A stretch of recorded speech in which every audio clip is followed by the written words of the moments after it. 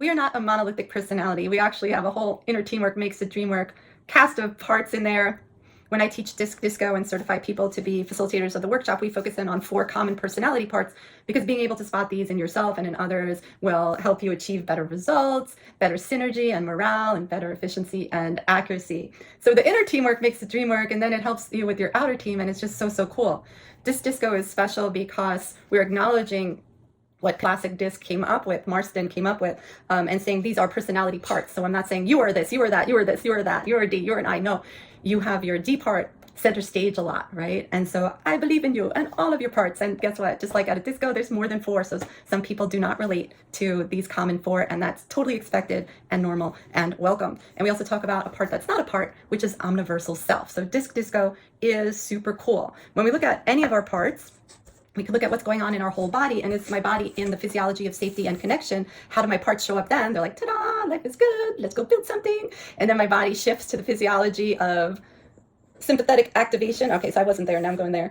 Sympathetic activation, threat-based physiology. Well, then how do my parts show up then? Maybe that very same part is now like, gotta get out of here, run, run, run, right? There's predictable-ish behaviors that we see when we notice these 4 common parts, and predictable-ish behaviors that we see under stressful conditions, and under the mobilization response to a threat and the immobilization. And so we could look at those 4 parts, and it's really helpful. On top of that though, physical trauma is a physical change that we could see. It's easy to see. Emotional trauma causes a physical change on the cellular level, so we can't see it, but it's there. There was a physical change in Phineas Gage's brain due to an accident, and he showed up with a completely different personality after that. With trauma and trauma encodings, there's also a physical change in the brain, physical change on the cellular level. It's like installing little antennas in the cell membrane of those neurons in the amygdala, and saying, if something like this happens again, we better get out of there, get all revved up, right? We better like sound the alarm. When we think about personality, a lot of times we identify with our personality, but we are not our personality. The personality is our who-ness. Our whatness is the foundational I amness, the foundational awareness, the omniversal self, as we call it in the Disc Disco. These are personality parts. It's not you are a D, you are an I, you are an S, you are a C, but rather these are the common personality parts. And then the O is for omniversal self, the part that's not a part. You can think of this as a beautiful light, that beautiful foundation. So if I were to get a big old bonk to my head, I have a completely different personality, but I would still be aware. In my dreams, I'm different people all the time.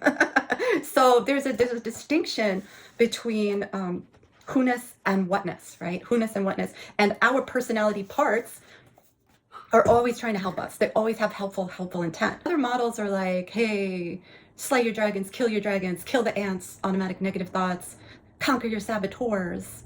All that's doing is like shoving these down, and you're playing this whack-a-mole game, and it's still there.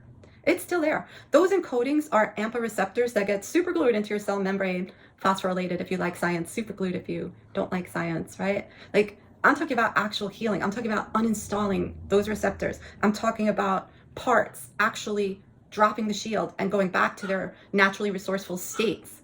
And now you have inner teamwork makes the dream work. Now you have inner harmony versus discord, and versus now I have a part because I took some other training that now has to pop up and whack down this part. Back in the day, a part picking up a shield like this very well could have saved my life, but right now is not actually helping me, right? So getting to know this part, having compassion, seeing if we can actually drop the shield, actually heal, actually uninstall those threat-based receptors, like a little antenna in there in your brain, looking out for something that reminds the body of what happened in the past. That's what I'm talking about. And that's what I want to share with the world.